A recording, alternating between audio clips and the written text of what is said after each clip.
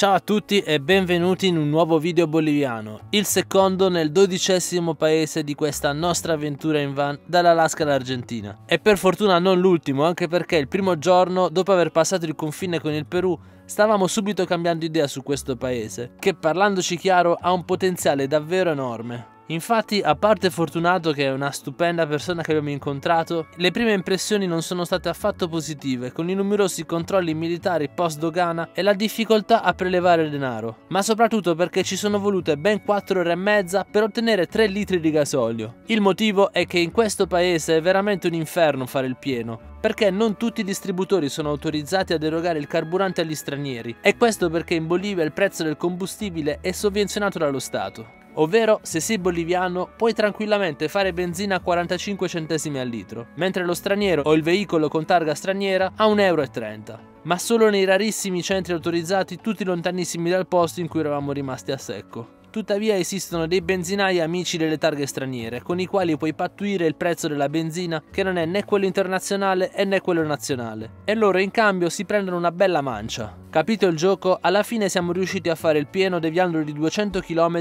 direttamente sulla capitale, e poi siamo dovuti risalire a nord attraversando il lago Titicaca prima di raggiungere la nostra prossima destinazione. Siamo a Copacabana, la città più importante sul lago Titicaca dal lato boliviano.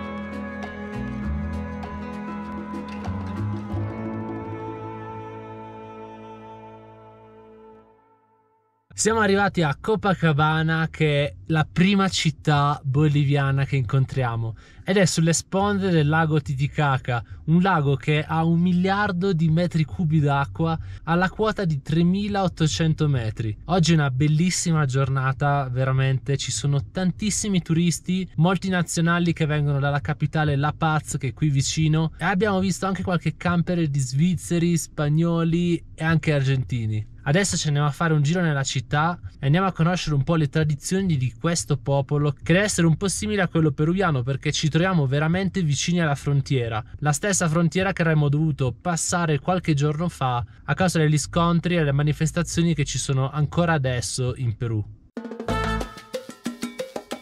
Una cosa pazzesca è che qui a Copacabana esiste la pratica della benedizione delle auto, cioè tu porti la tua auto e il prete la benedice, ed ecco perché a volte si vedono le auto e i piccoli pulmini con i fiori sul cofano. In un orario ben preciso della giornata si portano i veicoli alla chiesa principale della città, dove il prete prende visione prima del motore e poi recita delle preghiere che terminano con una vera e propria benedizione con acqua santa mentre si accende il motore. Una cosa simpatica è che si finisce inondando il mezzo di spumante, e sarebbe stato davvero bello farlo anche con il nostro van, ma non è stato possibile perché eravamo fuori orario e bisognava presentarsi con un po' di anticipo.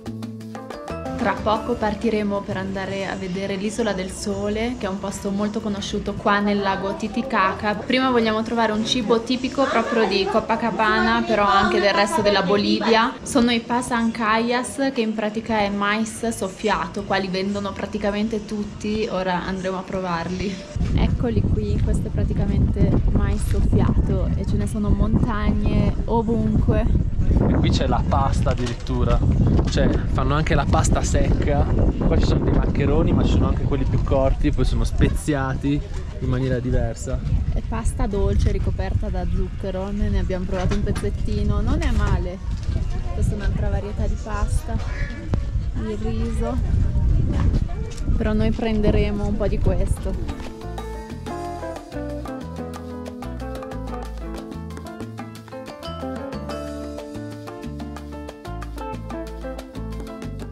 ¿Estos qué son?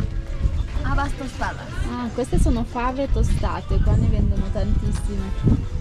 Per 30 centesimi abbiamo preso questa bustona e ce li mangeremo mentre andiamo con la barca all'Isola del Sole. Il biglietto per il tour per andare all'Isola del Sole costa 7 euro a testa, andata e 7 euro ritorno. a testa, e sono 4 ore di tour. Ora siamo quasi pronti per partire. È una bellissima giornata. Nirvan è parcheggiato là in fondo. Com'è? Sono dolci. È tipo un popcorn fatto con un mais diverso. Los dos? Sí, sí. ¿Vas a? Il boleto per regresare? No. Esto.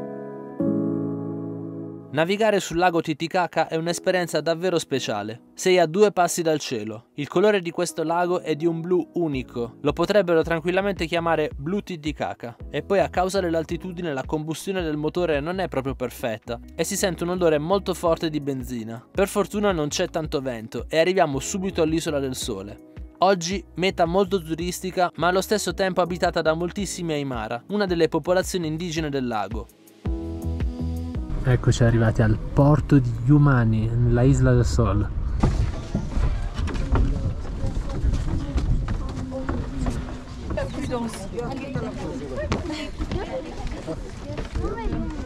Dopo un'ora e mezza di tragitto nel lago siamo arrivati nell'Isola del Sole. Sembra di essere arrivati in un altro mondo, soprattutto sembra un'isola di mare, bellissimo. L'acqua è pulitissima e ci sono un sacco di asinelli che stanno bevendo dal lago.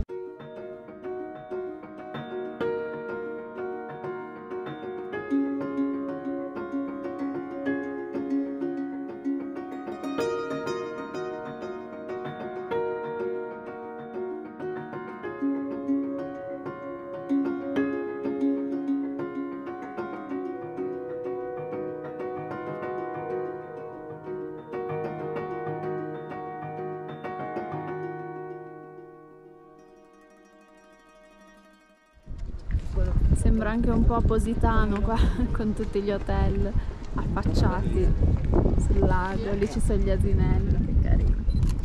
Per entrare nell'isola bisogna pagare un biglietto di 10 bolivianos, che sono meno di €1. Iniziamo a camminare, qua c'è una scalinata di 200 gradini, sarà dura perché siamo in alto, siamo quasi a 4000 metri e si dice che qua sono arrivati i primi 2 Inca e iniziamo la camminata. L'Isla del Sol è l'isola abitata più alta del mondo e pare che fu l'inizio dell'impero Inca. Si narra che il primo imperatore qui ricevette da Viracocha, il dio del sole, l'incarico di fondare la città di Cusco. Siamo arrivati in cima a questi 200 gradini e adesso Serve l'acqua della gioventù. dell'eterna gioventù. Beviamo l'acqua dell'eterna gioventù. Io direi che ne approfittiamo e riempiamo anche la borraccia. Ecco l'acqua dell'eterna gioventù. Il panorama è davvero spettacolare e si riesce a vedere la cordigliera andina, dove quelle che vedete sullo sfondo sono tutte montagne sopra i 6000 metri di quota e sono completamente innevate.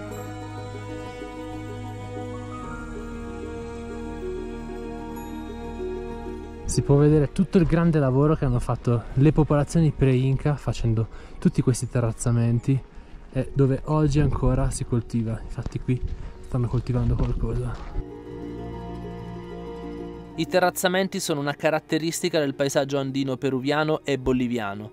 Li avevamo già incontrati nella regione del Cusco in Perù e adesso li ritroviamo qui in Bolivia. L'Isola del Sole è completamente ricoperta dai terrazzamenti e pensate al lavoro che è stato fatto dalle popolazioni pre-Inca per rendere coltivabile tutta questa superficie. Non tiene calore con toda esta lava. Sí, bien corto. C'è un'alpaca VIP qui, Vieni, saluta. Che bello, si chiama Albino e ha 20 anni. Facciamo un rapido giro che è quello che fanno tutti i turisti, ma in realtà ci si può fermare anche a dormire, per entrare ancora più in contatto con la popolazione Aymara o per stare semplicemente in pace con se stessi.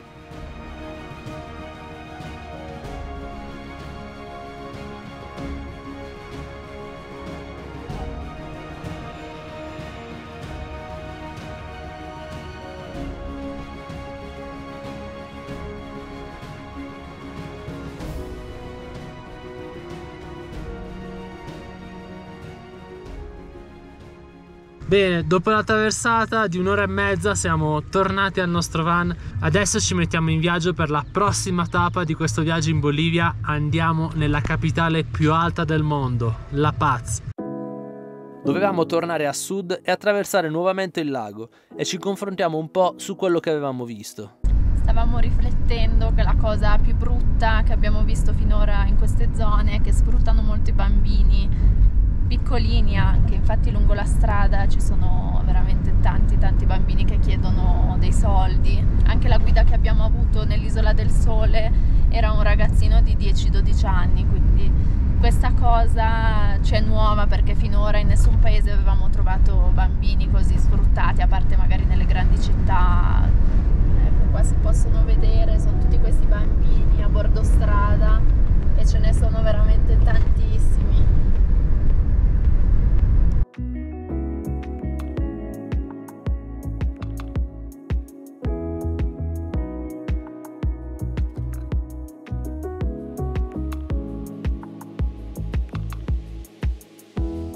Siamo arrivati sulla terraferma. Devo dire che questo viaggio è stato ancora più rischioso del precedente, di quando siamo venuti all'andata. La zattera sulla quale siamo saliti è veramente ridotta ancora peggio.